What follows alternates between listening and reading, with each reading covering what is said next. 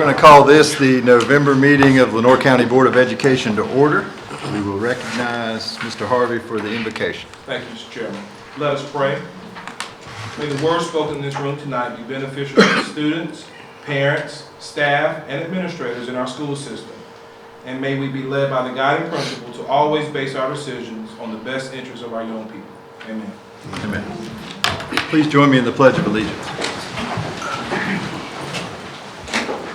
I pledge allegiance to the flag of the United States of America and to the republic for which it stands, one nation, under God, indivisible, with liberty and justice for all.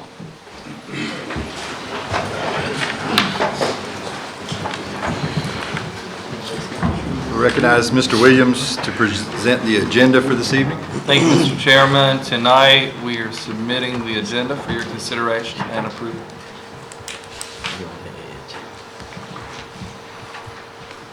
Motion to approve the board agenda as presented. Motion by Mr. Hill. Do we have a second? Second by Mr. Davis. Any further discussion on the agenda for this evening? Then we'll call for a vote. All in favor, raise your right hand. The agenda is approved. Next item is the board chair comments.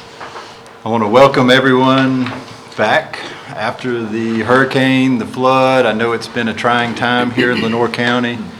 A lot of people have been displaced by the flood.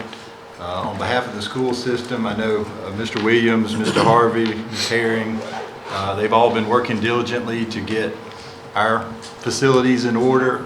We will have a presentation about that tonight, so you'll get to hear about where we are.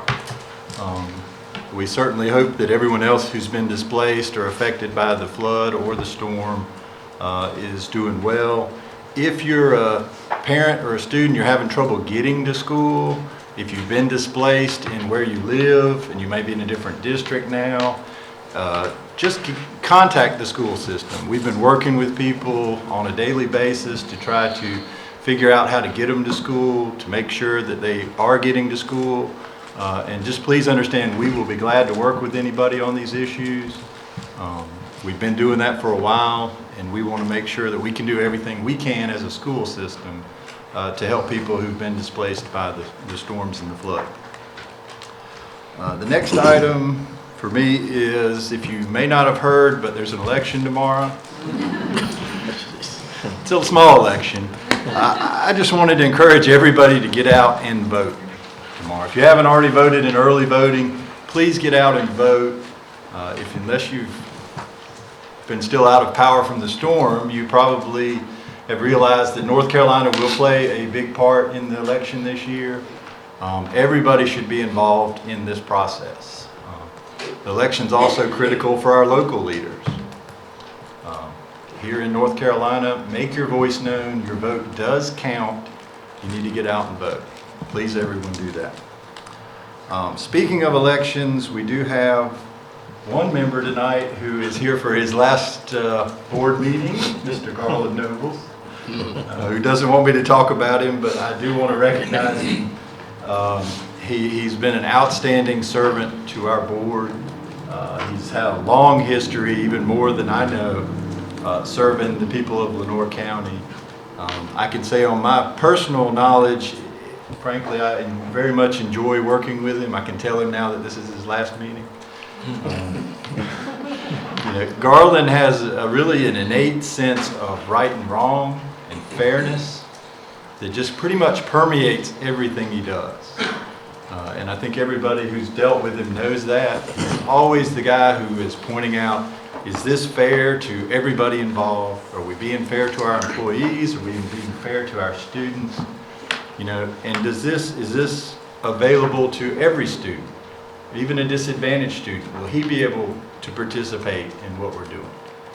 And I think thanks to him, our policies here at the school system have been inclusive of everybody. He's done a wonderful job representing his district as well as every child in Lenoir County. And we're certainly going to miss his input, his hours that he spends working with the school system. So we want to thank him tonight for his service. And we're going to do that in a minute, but we also like to ask for a round of applause for Mr. Davis.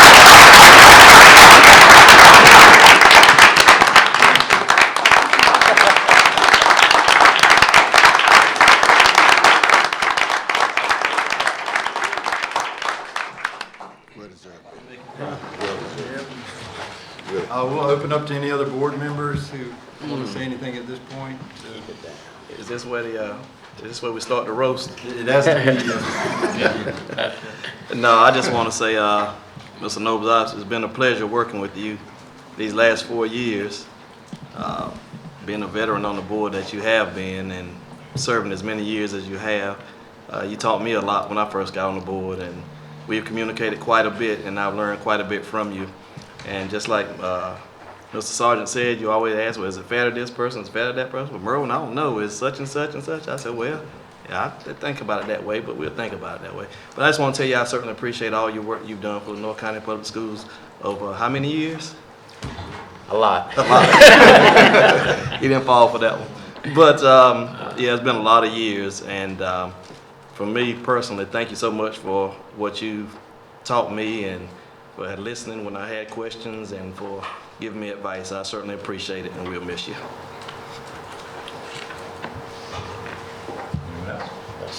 Yeah, I gotta say something. Right, wrong, or indifferent, I have to say something. Let's see, I've been on the board now for 12 years. I've served with Garland for 12 years. I did not know Garland Nobles when I got on the board. I've learned an awful lot about this gentleman, and he is indeed a gentleman. There's been a couple of people that I've served on this board with in the last 12 years that have earned my utmost respect, and this gentleman sitting beside me is one of them. He has earned my utmost respect, and it is because whenever we make a decision, and you know there are decisions made in closed sessions that aren't made out here, and it's the same way in closed session. Is it the right thing to do? He reminded me of how many of you are Rotarians or have been Rotarians, you know, but is it fair? Is it beneficial? Is it the right thing to do? Is it fair to all concerned? I don't remember exactly what they were, but this gentleman actually, I don't know if he's ever been a Rotarian, but he actually is the epitome of a Rotarian. He does what he says. If he tells you he's going to do it, he's going to do it. And I consider him my friend. Like I said, I did not know him. I asked about Garland Nobles before I voted that night. I don't know if y'all remember the circumstances or not when he got back on this board. Before I voted, I asked people about Garland Nobles. I heard nothing but good things about him. And I do consider him my friend. And like I said, he is one of the couple people that I've served on this board that has earned my utmost respect. Because like I said, he's a true gentleman. He does what he says he's going to do. And he does truly believe in doing what's best for the kids and for the school system. Thank you, Carl.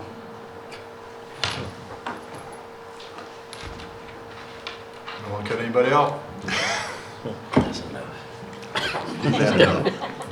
Now we'll turn it over to Mr. Williams. I think he's got some announcements as well. Thank you, Mr. Chairman. Well, I'll pick up where Chairman Sargent left off in issuing our gratitude and toward Mr. Nobles.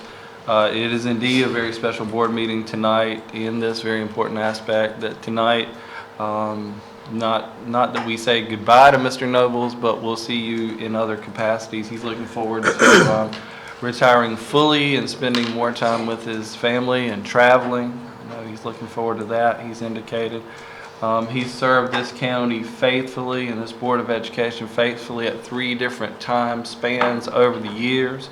From January the 9th, 1989 to December the 2nd, 1991 as a member of Kinston City Schools Board of Education. A member of the Transitional Board, January 9th, 1992 to June 4th, 1992. The interim Lenoir County Board of Ed, April 4th, 2005 to the present. Lenoir County Public Schools Board of Education. Much faithful and devoted service from Mr. Nobles. There's much to admire about him. Many of you know that already. His kind and giving spirit, his positive outlook on life. You never see him frown, never in a bad mood, always in a good mood, a kind word and a smile and laughter for all. A great sense of humor. It's one of the things that I will remember. His willingness to hear out everyone and to listen to everyone, as Chairman Sargent said, his great and enduring sense of fairness. and his great loyalty to the school system. That also will be, and to doing the right thing. Let's do what is right. How many times over the years have we heard him bring us all in discussion back to that watershed question? Is this what's right? And that, Mr. Nobles, tonight, we say thank you for all that you are and all that you've done for this school system. We salute you, we thank you, and we send you forth with our gratitude and our well wishes for a blessed future in all of your endeavors. So let's give him another round of applause.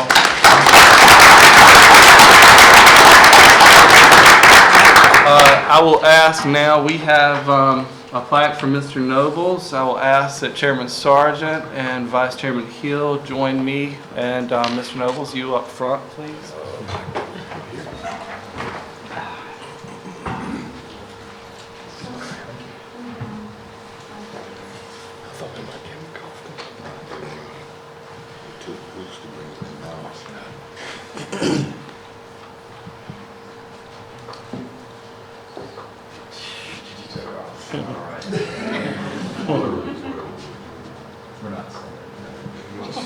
Stand all the way up. It says, in appreciation for your service, Lenore County Board of Education. Right here. One more. Got a camera, Bruce. Just another one right here. All right.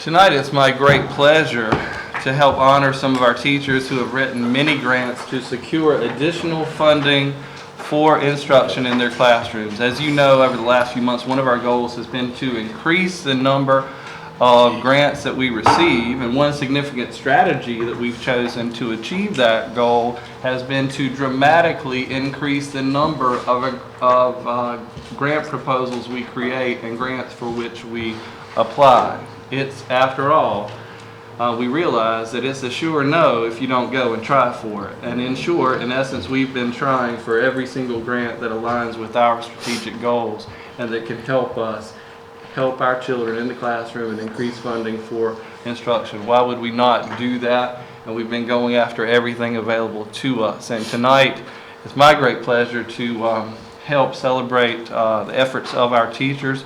You've heard about a few of the grants that we've gotten since January. We've applied for 7 district-level large grants. We've gotten 5 of those. You heard about the $100,000 Duke Energy grant, the $67,000 AmeriCorps grant for classroom tutoring, the $165,000 Burris Welcome Fund grant for STEM summer camps, the $515,000, $500,000 Golden Leaf grant for STEM manufacturing labs that will officially be presented with the check for here tonight, and that you'll hear a presentation about. And the $2 million leadership grant that we share with 2 other counties, Wilson County and Greene County, through NC State University in the state of North Carolina. So we're very excited about those district level grants, but we're just as excited about these classroom mini grants that our teachers have. We often use the expression, make it happen through additional effort. Our staff members are doing that, our teachers are doing that. We're so excited tonight to share with you their efforts. They were honored. The Touchstone Energy Cooperative, Tri-County Electric in Goldsboro had a banquet last Thursday night and honored 35 of our teachers. I'm proud to say Lenore County had the most winners of any school system, Wayne, Duplin, and Lenore, in that co-op's coverage area. I've also been contacted by Touchstone Energy statewide, and they're having an upcoming grant awards program at Vaughn Towers on the campus of NC State University, and we have some statewide winners as well, so you'll be hearing about that next month. But today, our local winners, as I said, 35 of them, 20 of them are here with us tonight. And we have they were presented checks last Thursday night. We have a Lenore County Public Schools portfolio for them and a certificate, and we're going to call all the names and ask them to come forward one at a time. And if you'll hold your applause until the end, and if you could all come up here We'll applaud you all at the end, and I'll ask Chairman Hill and Vice Chairman Hill and Chairman Sargent to assist with that, please.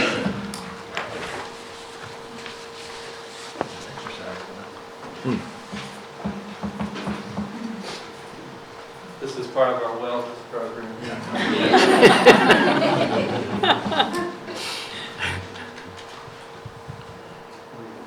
All right, first from South Lenore High School, Mr. Ryan Gardner.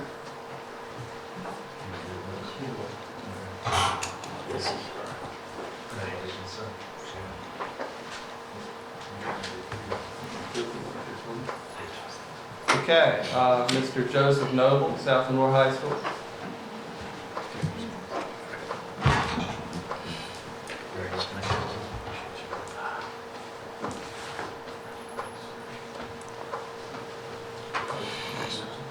Ms. Donna Smith, Moss Hill Elementary, and Mr. Wesley Letchworth, Moss Hill Elementary School.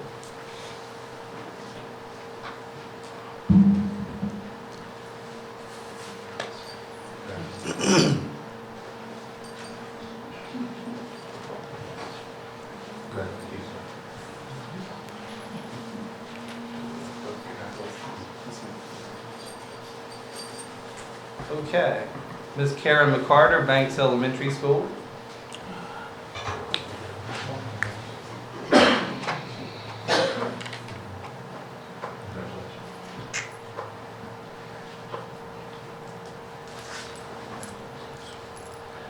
Okay. From Frink Middle School, Mr. Jonathan Smith and Mr. Matthew Henderson, Ms. Hillary Smith, Ms. Kristen Davenport.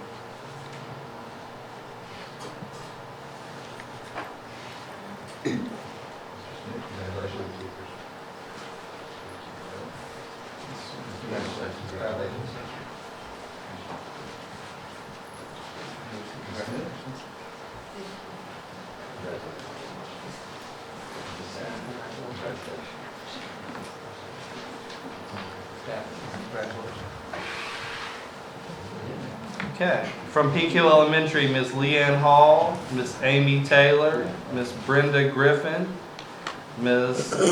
Claudia Rivera, Ms. Jamie Finch, Ms. Jean Turner, Ms. Kelly Bloom, Ms. Jennifer Groggs, Ms. Tracy Howard, Ms. Benet Miller, and Mr. Chris Rapp.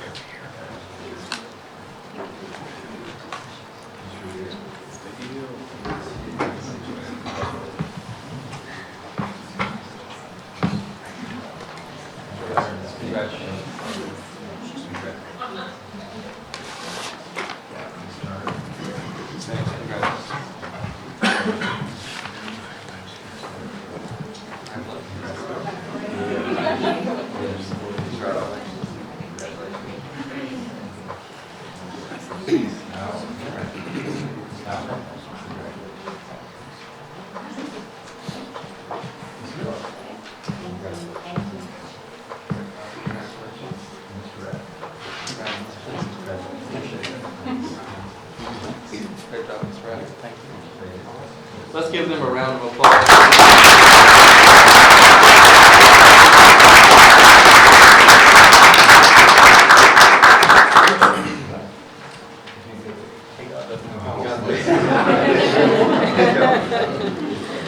Watch your step in court, please.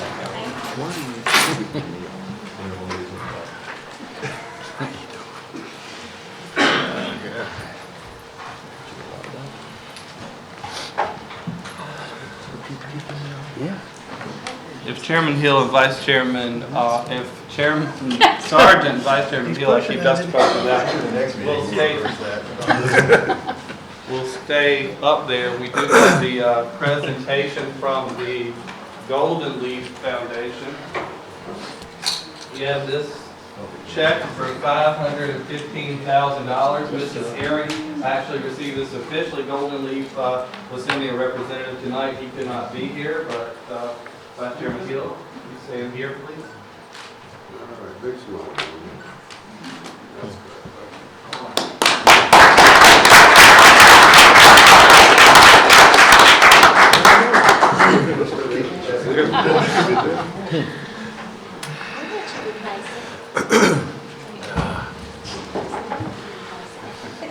And finally, congratulations to Alicia Davis from LaGrange Elementary School, Hannah Jimenez from Rochelle Middle, and Ashley Hood from Banks Elementary for being accepted into the North Carolina Digital Leaders Coaching Network. This program is a collaboration with the Friday Institute and NCDPI, and it provides instructional technologists, instructional coaches, mentor teachers, media coordinators with ongoing and job-embedded professional development learning opportunities. Participants will acquire strategies and knowledge related to best practices in leadership, coaching, and supporting educators and students and administrators in their school. This is an important piece of professional development for our digital learning specialists and others, and we're really excited that they have this opportunity. That concludes my report. Thank you, Mr. Chairman. Mr. Williams, thank you, and I certainly want to compliment Mr. Williams and his administration. They have done just an incredible job seeking out grants and additional funding for our system. They're doing a fantastic job. Next item is public comments. I understand we do not have anyone signed up this evening, so we will move to the presentation portion of our agenda. The financial report. Mrs. Davis, yes, thank you very much. Well, we will name a new finance officer tonight, hopefully, but Mrs. Davis could not be with us. She shared her regrets. This is her first board meeting ever in her tenure with Lenore County Public Schools that she has not attended. So she was excused for tonight. I hope you accept her regrets. And the report before you is pretty standard, pretty much the same as last month. The only thing you might see is that with the federal funds not being received yet, that amount will change, will go up when those funds arrive and are switched out for the lease payment for the technology. Otherwise, everything should be pretty standard there. If you have questions, I will answer, or we will get Mrs. Davis on speed dial, one of the two. Any questions for Mr. Williams on the financial report? Move to approve. It's just a presentation at this point. The next item is Hurricane Matthew's impact on our operations. We'll recognize Mr. Harvey, I believe, for that presentation. Yes, thank you, Mr. Chairman. And as you have stated earlier, Mr. Chairman, several days and a lot of manpower made it possible to return to school after a 10-day closure. I would be remiss if I recognize a few people and departments for their heroic efforts to get our school system operational as quickly as possible. Technology, Mr. Decker and his team for stressing the importance of staff to remove the devices from harm's way. Mr. Mitchell and his team for stressing the importance of Mr. Mitchell and his team working tirelessly to reroute buses to accommodate those students that have been displaced. Child Nutrition, Ms. Smith and Ms. Chadwick for facilitating the removal of food located in freezers and to accommodate the new deliveries as Ms. Chadwick dealt with flooding in her own home. Maintenance, Mr. Outlaw and his team for their immediate response to schools, including addressing electrical needs once power was restored to our schools. Mr. Joe Cratchit, Kinston High School, for his efforts to ensure that Kinston High School shelter was operational 24/7. And finally, school principals, teachers, social workers, and counselors and nurses who led the charge to locate our students, communicate with parents, and create a stress-free reopening of school. Hurricane Matthew's impact on Lenore County, that picture is actually taken from Falling Creek Road. So those are some of the areas, and there were several in our county that look very similar to Falling Creek Road, and that was one of the reasons why we were out the 10 days. We had several questions for some of our parents of what was the delay. As you can see, the delay was definitely warranted. From a facility standpoint, we had roof damage at Southwood Elementary School, totaling $65,000, carpet damage at Southeast Elementary, North Lenore High School, and South Lenore High School in the amount of $120,000. 2 sinkholes at Moss Hill, $5,400, and there was some landscaping damage at several of our schools, but at Rochelle Middle School, there were several trees down on the Rochelle Boulevard Sound, totaling $900. There was also roof damage at North Lenore, totaling $4,275. Grand total for facilities was $195,575. Now, that is a big sticker number, but luckily because of our insurance policy, we have a $25,000 deductible for flood damage. And as Mr. Chairman knows, flood is identified as water once it hits the ground and enters a dwelling. Wind damage is, for instance, and you'll see pictures of our roof damage, is a $5,000 deductible. So all of our amounts, and you'll see more amounts from different entities in our school system. We have one $25,000 deductible for all of our flood damage and one $5,000 deductible for our wind damage. Here are some pictures of the floor, carpet damage at North Lenore, and the two massive sinkholes at Moss Hill Elementary School. Here are some roof damage photos from South Lenore High School and North Lenore High School. And the final picture is some of the roof damage at our Moss Hill Gymnasium. The carpet at Southeast Elementary School job has been completed, as well as South Lenore High School. We got an update today. They will be finished with South Lenore tomorrow and move to North Lenore on Wednesday. So the carpet replacement is going very well, and I know the principals appreciate the job that the contractor has done at those locations. Some more roof damage photo from Southwood School. Transportation, Lenore County Bus Garage Environmental Facility sustained major flood damage. 51 inches of water was measured inside the facility. All vehicles and equipment were moved to higher ground prior to the event.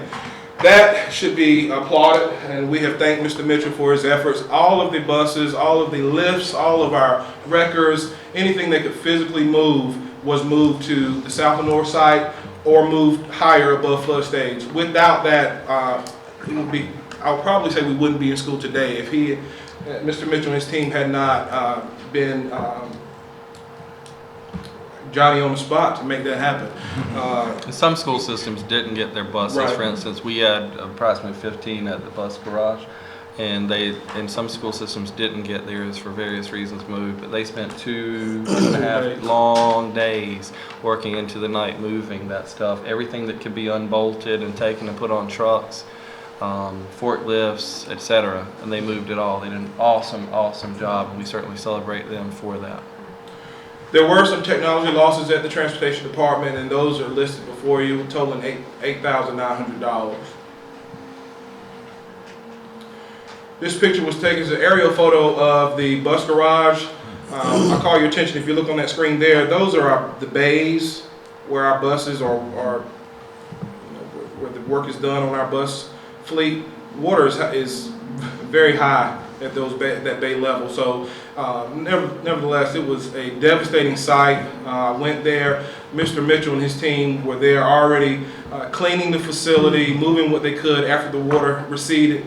But it was a total disaster, and he and his team should be, like I said, should be applauded for their efforts to get us back up and running as quickly as they did. I think that photo says it all. And they've gone in and they've torn out now. We've done our due diligence in trying to prevent further mold and mildew and everything like that. They've torn out the walls, and his team did a great job with doing that as well. As we were waiting for adjusters and all that, we checked, and the recommendation was go ahead, tear out the flooded, wet, nasty, decaying materials and put them beside the road, and they've done that and disposed of them, and they've tried to get this to prevent any further damage to the greatest degree possible. And now we're waiting. We've had 2 meetings with FEMA, and we've had an on-site. We had a big meeting with FEMA a week before last, and then we had a meeting with FEMA last week, Monday, and then we had and that was the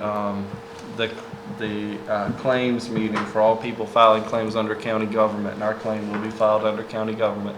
Our insurance, we did have flood insurance. We thought we were covered. We were told that we were, but upon further review, because of where the transportation facility lies, all of our other schools with the flood insurance are covered, but this one is covered after the first $1 million is spent. But I guess you could look at, it's not exactly a deductible, but it's like that. Right. So we'd have to spend the first $1 million to get something from our regular insurance carrier, the underwriter through DPI. Therefore, we resorted to FEMA, and we've worked with Roger Dale and FEMA and the county government. We're going to file a claim with them and try to get some help there. We had the big meeting Monday of last week, and then we had an on-site visit Thursday of last week as well. And that process is more protracted than we realized, because now there's, the on-site visit was not our official visit. They have to have an official visit after we file our paperwork, and we had the kickoff last week, and those projects fall into two categories: 6-month projects and 1-year projects. So we're still waiting on that. We're operating remotely from Teachers Memorial School for the office work, and the guys are working out of tool bags and tool chests and tool boxes to the best of their ability and using what they can out at the garage, but there are really no interior walls there. So we're on a skeleton crew. We've got our crews, but we're operating on a very light schedule, and we've gotten all 139 buses inspected. They have to be inspected once per month. We've done that, but our ability to do that is diminished somewhat by the facilities, and we've had neighboring counties volunteer their facilities if we need to in the evenings, at night, and we're also talking to FEMA about private garages and things like that. So we're doing the best we can. His team is doing an outstanding job. We're currently transporting over 200 students who've been displaced, about 212 students, I believe. And we estimate that another up to almost 300 children have been impacted and displaced, but those are just the ones we transport. And we're running shuttles from other districts, neighboring counties, Craven, Greene, Jones, Wayne, Pitt, and trying to take care of our kids to the greatest degree possible. So Mr. Harvey's done an outstanding job, our operations team members have, but this is a long, long process of recovery. But the epicenter for us, we did have damage in many of our facilities, but the epicenter of our destruction was in that picture right there at transportation, and that's going to be a long road back for us. Thank you, Mr. Williams. Technology, our ILCPS initiative, there were 7 iPads lost due to flooding, 1 hit by a falling tree that has been confirmed by Mr. White, and 7 charters were lost due to flooded homes. Elementary, at the school level, our schools did a great job, as I mentioned in my opening, did a great job preparing for the flood event, with losses only totaling $7,500, and that will also be covered under our insurance claim.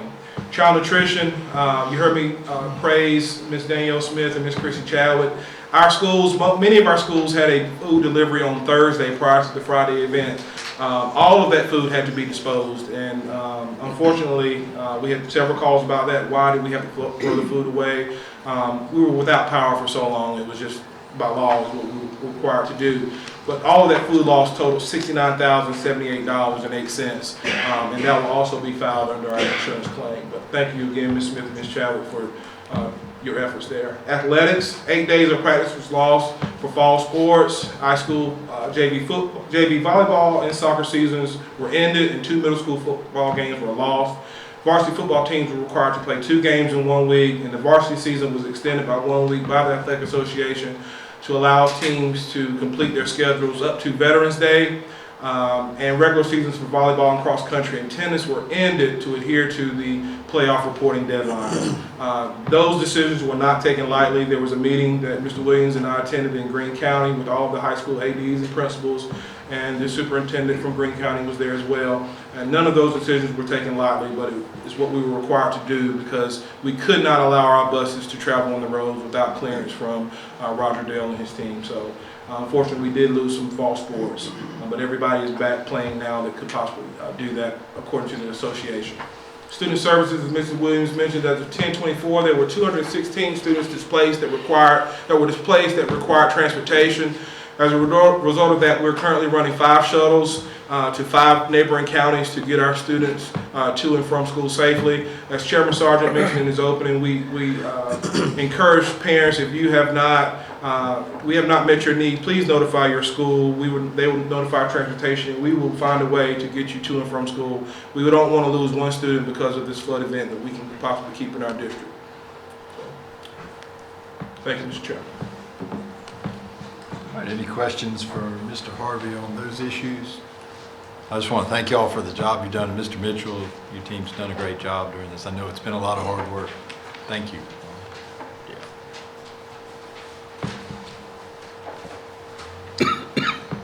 Next item is the Golden Leaf Grant, the STEM Labs in middle school. Ms. Harry. All right, thank you. I'm going to speak to you tonight about the Regional STEM Career Pathways, STEM labs that we have been awarded through the Golden Leaf Grant. You saw the large check earlier, actually very large. The $515,000 will pay for 3 of the 4 STEM labs in Lenoir County. I'm going to go over it towards the end of the presentation. The first STEM lab was installed last year at Woodington Middle School, and we're in the process this year of installing the remaining 3.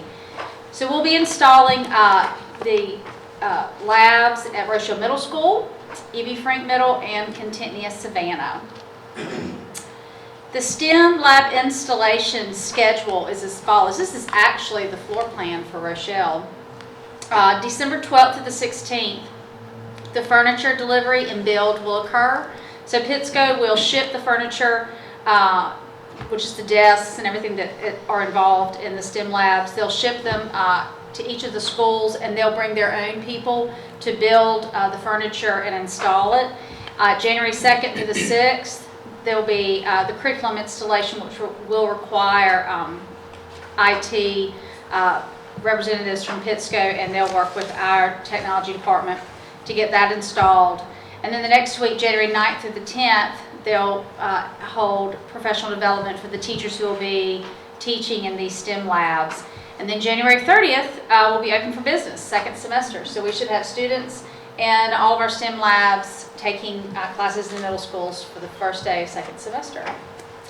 What is special about this is these are labs that include educators, so you have your principals and teachers.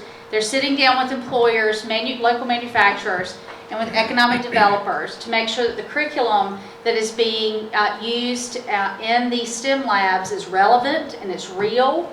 And it gives the students an opportunity to be exposed to manufacturing jobs and engineering opportunities that they might not otherwise even know existed. And with the opportunity to expose them in middle school, it gives the students an opportunity to have a clear pathway. They're able to, when they get to high school, they're able to focus on something that they're interested in and either make plans to attend a 4-year school for an engineering program or a 2-year program at the community college. This experience for students in the STEM labs is there for a number of reasons. The first is to change any students' perceptions that they may have about manufacturing, dirty factories, working a line.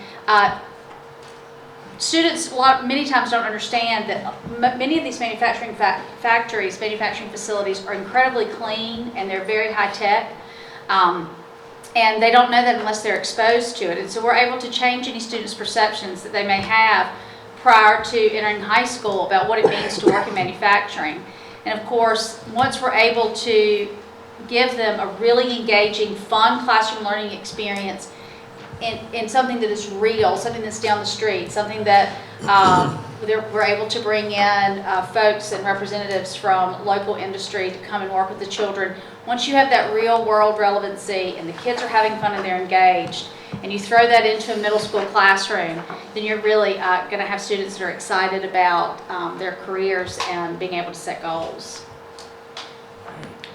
So at this point, I'm going to introduce our principal, Mr. Patrick Philippi at Woodington Middle School, and Ms. Sarah Nider, who's the teacher in the STEM lab at Woodington Middle.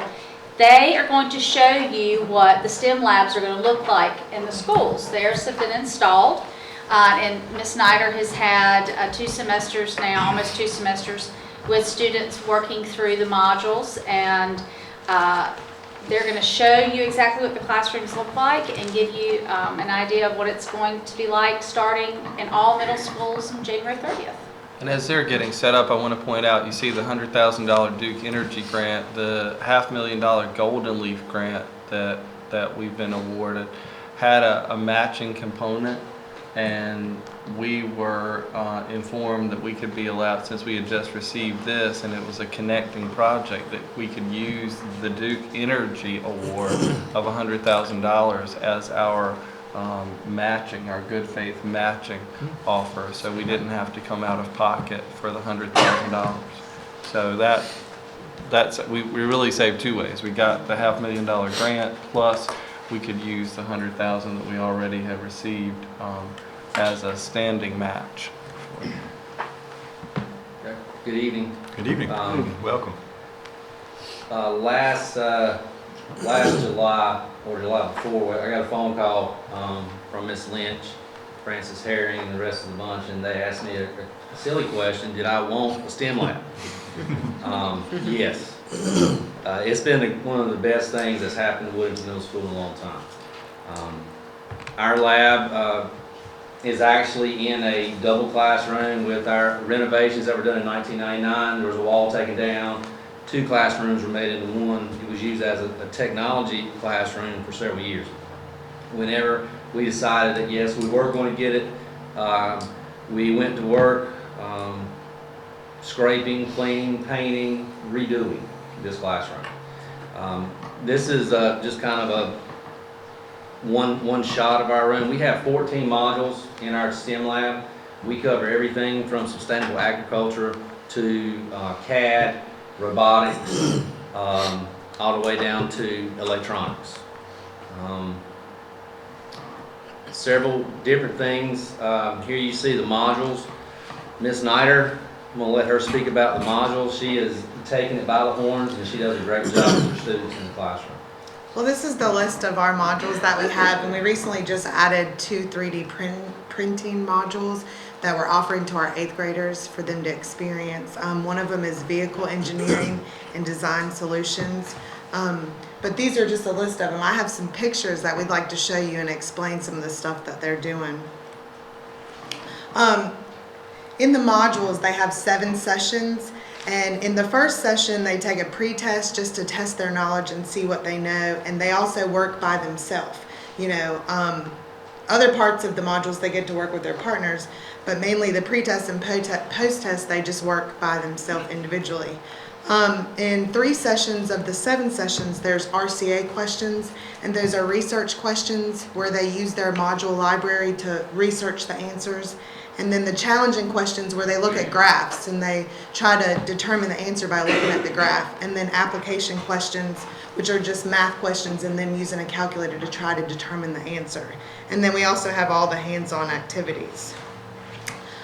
In this first picture on the left-hand side, you will notice some students, they're in the sustainable agriculture module, and what they're doing is they're planting radish seeds to do some experiments later on in some different sessions.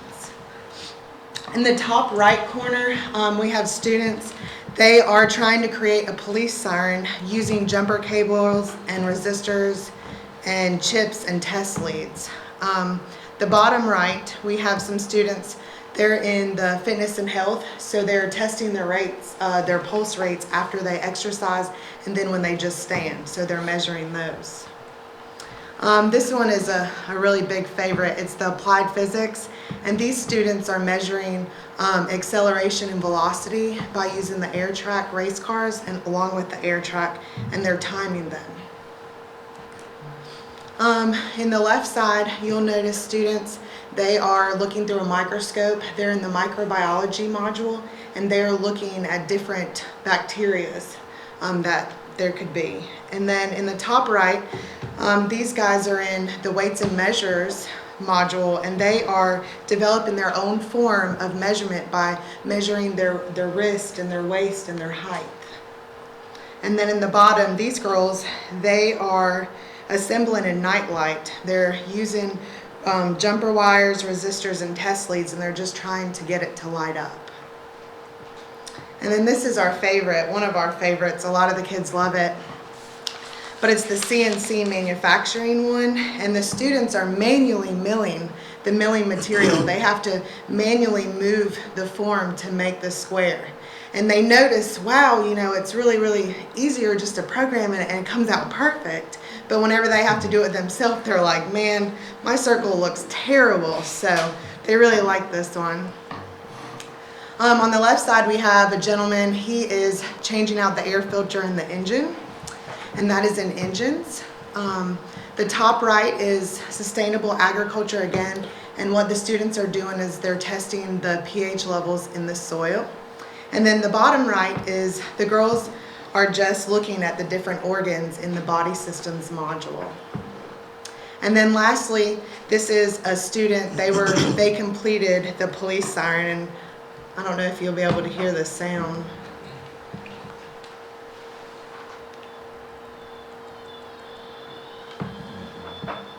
But they were really excited that they completed and were able to do it. I can hear it. So, Barely.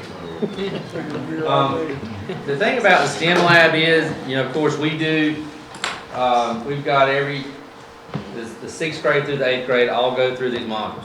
The computer picks the partners. Okay? It's not where I get my best friend and we go in a module and that's what we work on. And one of the big things is, of course, the hands-on activity goes along with the module, but it's the point that the computer picks the partner. They could be total opposites, but by the time they get through with going through this session, they've had to work together to finish the module. One is the driver, one is the passenger, and they trade off, every other day. It is fun to go in, especially with the engines, and see, and I pick on my cheerleaders a lot that are in the class. I go in and look at my cheerleaders, and they have their safety glasses on, they got their apron, they got their gloves, and I'm like, what are you going to do with that? And they're saying, well, I'm going to take it apart and put it back together. And if you sit there and watch them, they take everything apart, they follow what the computer is telling them to do. If you notice from the pictures, a lot of them had headphones on, they listen to what the person is telling them to do, they take everything off, and then they apply what they've learned. This is a great classroom because you got 28 middle school students, and if any of you have been in a classroom of 28 middle school students, it is not all the time quiet. When you walk into this room, it is the best noise that you've ever heard because it's not yelling from one end to the other. It's those partners working together to get to a goal. Not a whole lot of hand raising, jumping around. They have lights. They click on the light bulb comes on. Ms. Snyder comes over, she assesses the situation. Does she have to give them questions, or does they just need supplies? They cut the light off and they move about. And that is just a great thing to walk in. I know Mr. Davis has been to our lab, he's seen the things that our students are doing. And again, it's something that we set up along with the Manufacturers Association, with DuPont, Electrolux, Sanderson, West Company. They all had a hand in the modules that our kids are using right now. So we're getting the workforce ready. And the last thing is, as spending a year and a half at South Lenore, I really got a better understanding of what teachers like Gene Smith and Joe Noble and those folks are doing in the T&I section with the CTE. We are supplying, we're getting our kids on board with the pathways. They see what else is out there, and once they get to South Lenore, they've got more choices. And for what Mr. Sandeman and that crew does at South Lenore, and what we're doing, we're hoping that CTE gets bigger and stronger. Any questions? Mr. Snyder, do you teach all these modules? I do, but the Wow. computer teaches them too. So Okay. I'm just there to assist them. Facilitate. As a facilitator, yes, sir. Okay. It's a lot of fun though. Looks like it. Makes me want to go back to school. Right? Wish they offered that. We talk so often in education about hands-on learning, about critical thinking, and about engagement. If you want to see pure engagement, go to that classroom. I invite you to do so. When I've been in there, the kids are not only on task, but they are all about it. They're barely aware of any visitors to the classroom. And one day when I was there, kids were indeed, they were engaged in the 3D printing. Another time they were tearing apart the small engines and putting them back together, but more important, explaining the rationale, the philosophy behind what they were doing and the compression of the engine and how that works. I was particularly pleased by that. And two students were designing an addition to their home, how they could add a room to their home, and they had the full drawings, the measured drawings that they had done in this lab. Very impressive. And since we started the actual kids in the lab last January, Ms. Snyder, you can count on one hand how many discipline issues we've had at that classroom. We've just gone through basically 9 to 10 weeks of school plus 90 other days, one. We've had one discipline issue out of that classroom. The problem was addressed, hadn't had a single problem since. Knock on wood, It'll go crazy tomorrow, but My only concern about this lab was that these opportunities were not being offered to every Lenoir County Public Schools middle student if they were offered to any.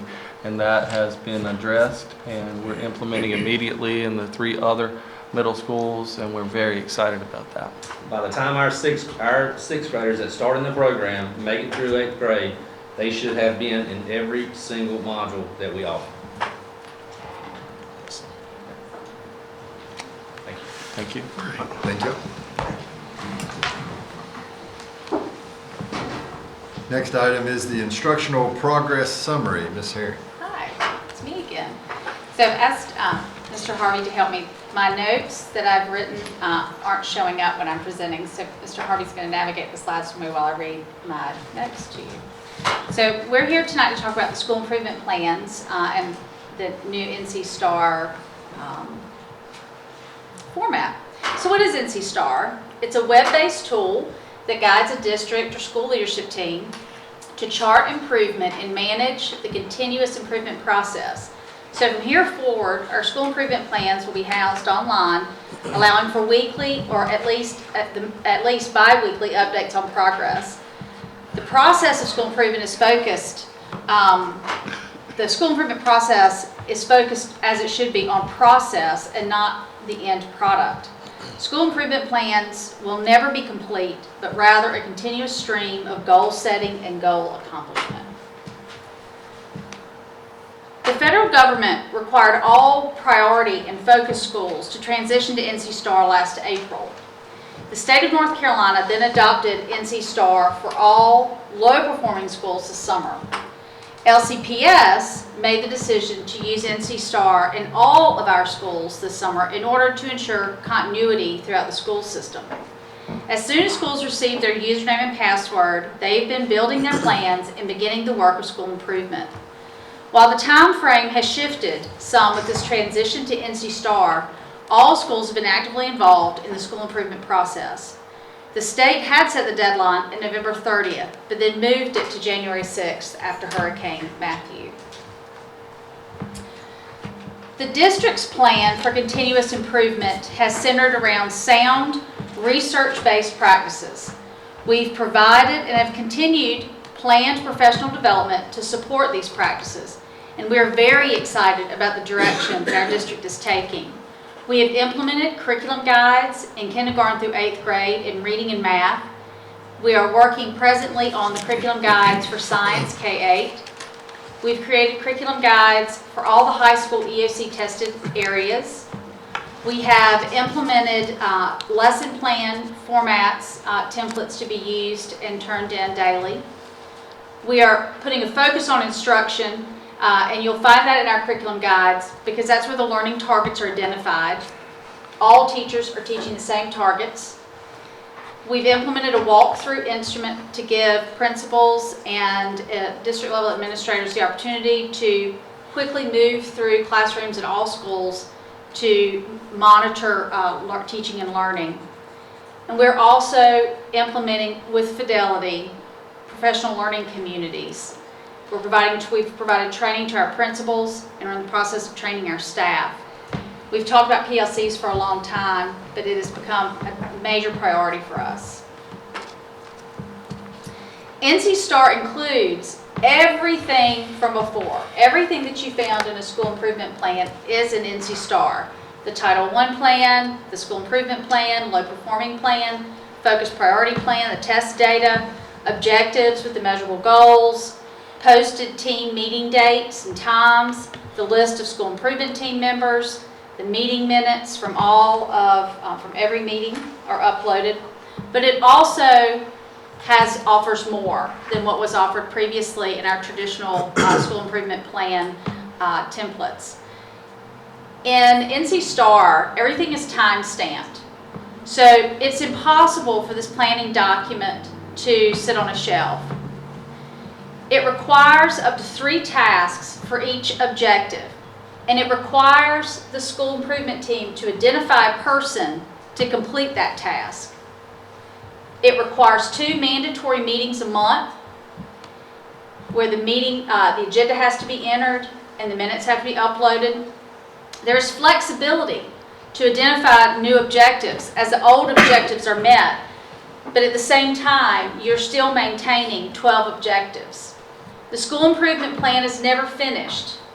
It's an ever-growing emerging document driving school transformation. And the data and the evidence is always first and foremost in driving the plan. The focus truly is on the process, not the end product. How do we know the schools have been working on their plans? It's not what the software does, it's what the user does. We want to make sure that we're not getting weighed down in the actual NC STAR interface. We're about school improvement, and we're about meeting goals and adjusting our goals to meet the next objective around the corner. NC STAR allows for regular monitoring by the curriculum department. Every member of central services in the curriculum department has district level login capability. So we're able to log in, each of the directors in each of the grade spans and myself, we log in and monitor the NC STAR school improvement plans.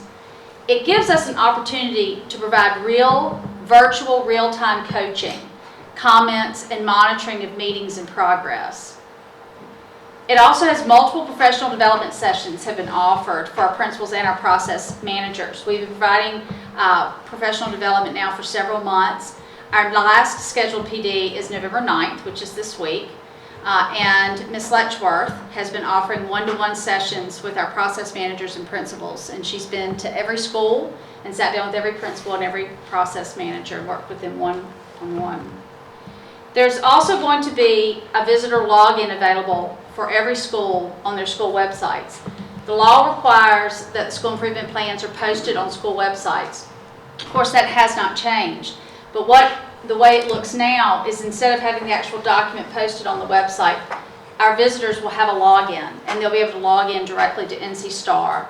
And the board will also have this login capability to monitor the real-time progress of our school improvement plans. So what's next? What is the timeline? At this point, we have scheduled formal presentations to Central Services November 22nd, 28th, and 29th. While we've been working with all the schools currently on the school improvement process, we are going to have formal presentations on these 3 days. We're going to present to the board, to you for study at the December 5th meeting. And what we plan on doing is you'll have your login, so you'll be able to log in directly to NC STAR, but we're also going to provide you with a print-off, a hard copy of what the plans actually look like the morning of December 5th. Understanding that we meet, the school improvement teams are in these plans twice a month, adjusting and monitoring. So what gets printed for you on the 5th to review might be adjusted, and there'll be progress made by the time you see it again in January. And then after you have a month to review the plans, it'll be an action item at the January 2nd meeting. And pending your approval, we will submit these plans to DPI on January the 6th. So we are well on our way. Do you have any questions I can answer for you? And we'll also provide the dates and times of those meetings, those central services, presentations, and all board members will be invited to any of those meetings that you wish to attend. Yes, sir. Good. Any questions for Ms. Harrington? All right, we will move on to the 2016-2017 calendar revisions. Ms. Harrington. All right. I think this might be my last one. So I was going to, let's see, here we go. Let me get it. All right.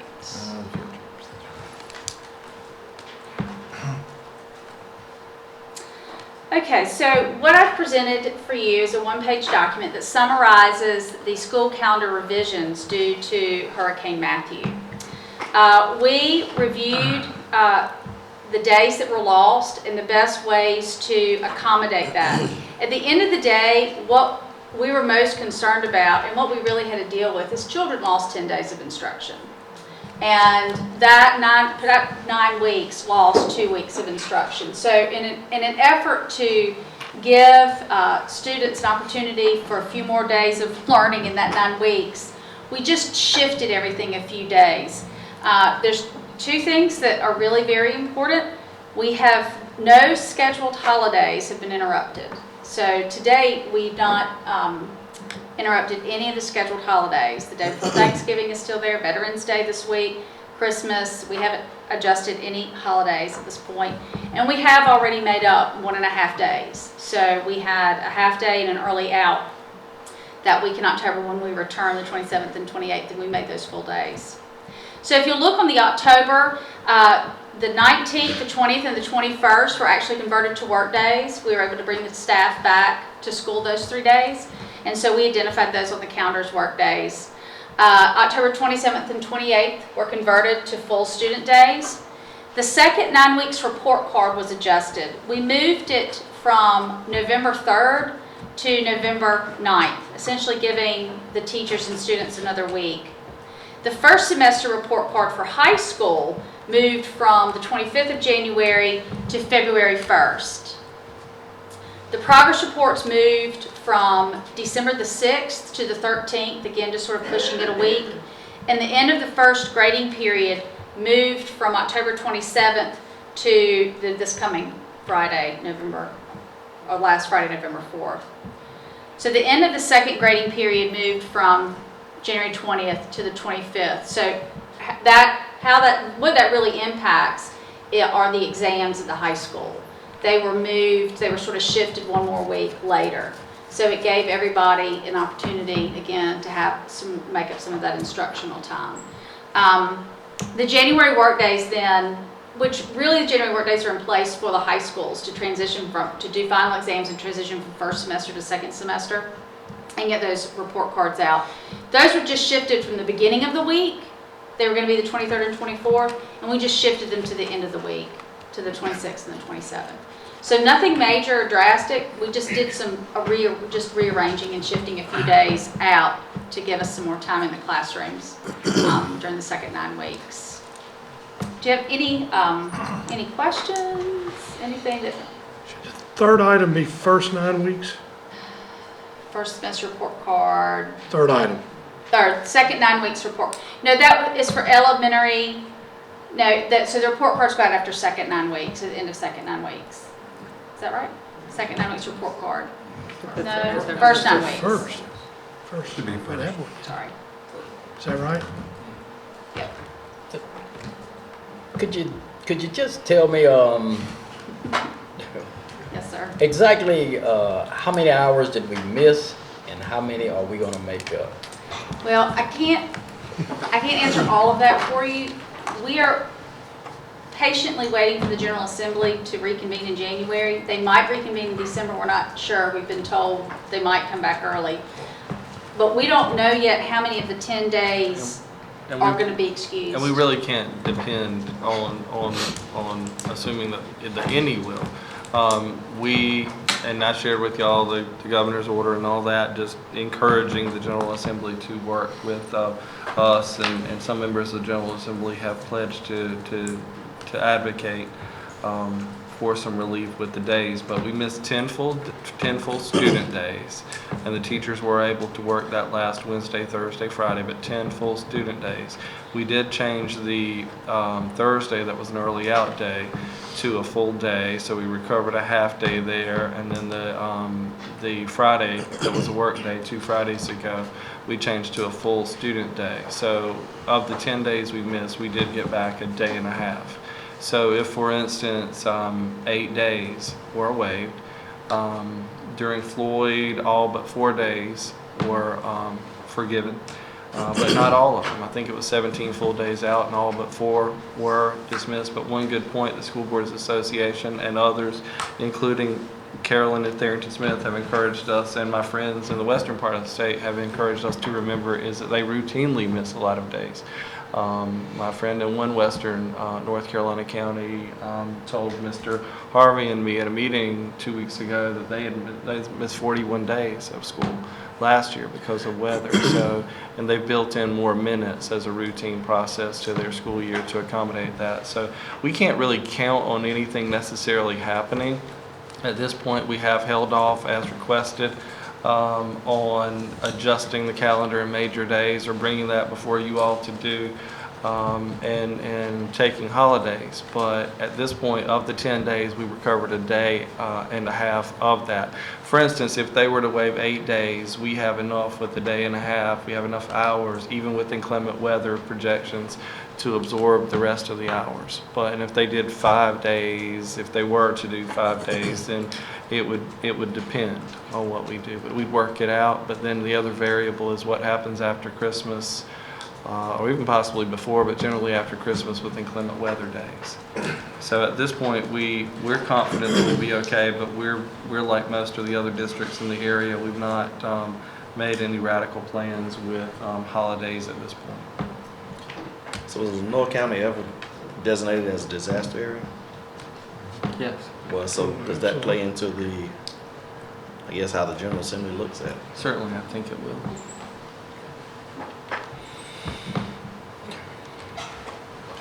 Let me ask this, I see the first and second grading periods are getting pushed back by about a week, exams are getting pushed back by a week. What's going to be the effect on second semester? It's sort of a wash. We had to take some from second semester, we sort of even it out to make it equal. So you're kind of spreading your lost days between first semester and second semester. Yes, sir. So you haven't readjusted the end days or the end of school at all? Not at this point. Not yet. Yes, sir. Not yet. And if we don't see something from the legislature saying we don't have to make up these days, we're probably going to see some major revisions to the calendar. There will be some revision to the calendar, maybe not major, because we do have hours built in. We do have minutes built into the schedule as it is. And like Mr. Boone said, we've made up a day and a half, so. That certainly couldn't accommodate this number of days. No. There would have to be some. So if we don't get any relief from them, we're looking at making up 8 more days somewhere. Exactly. Or maybe a little less because of the built-in hours. Yes, sir.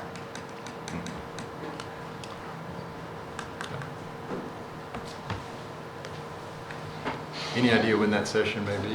But we don't That's a know loaded if question. there will be. The only Or if thing there'll we even know be a for certain, session. Carolyn, the only thing we know for certain is January is a projected regular session. And if anything happens before that, I mean, Could we've wait till heard the regular maybe session. on some kind of December session, but we don't know.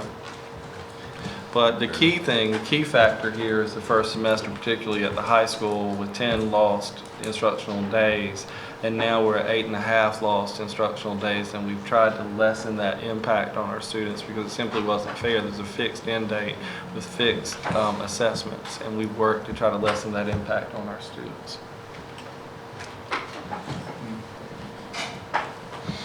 Any other questions about the calendar revisions at this point? We'll move to the action portion of the agenda. Ms. Herring on the out-of-state field trips. Yes.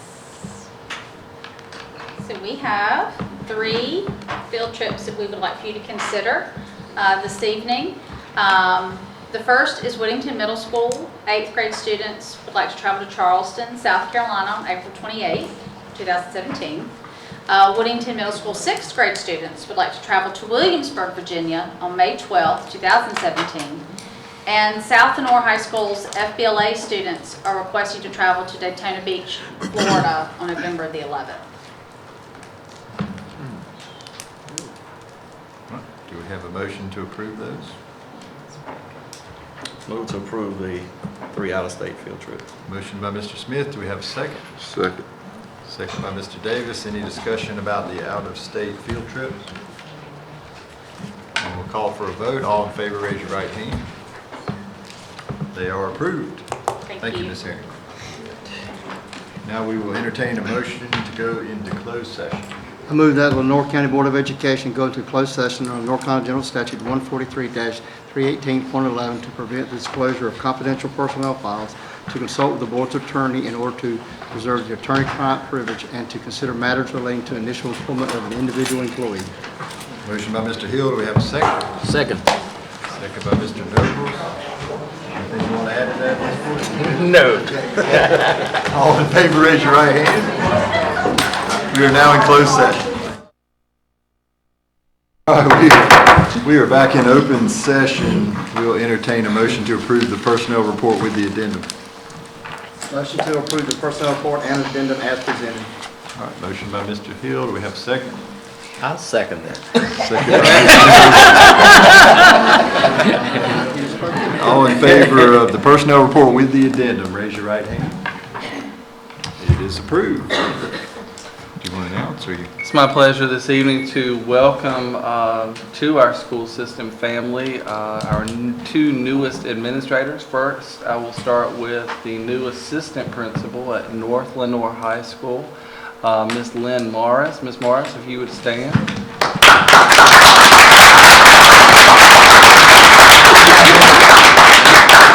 Ms. Morris has done a great job for Lenoir County Public Schools for, I guess, the last 17 years. And she's worked at Contentnia Savannah School as a teacher, and she is currently serving as a curriculum specialist at Southeast Elementary School. So we're very, very proud of her, and we hope that Southeast will forgive us for taking this star. She said maybe. She said maybe. So, Ms. Morris, would you like to say anything?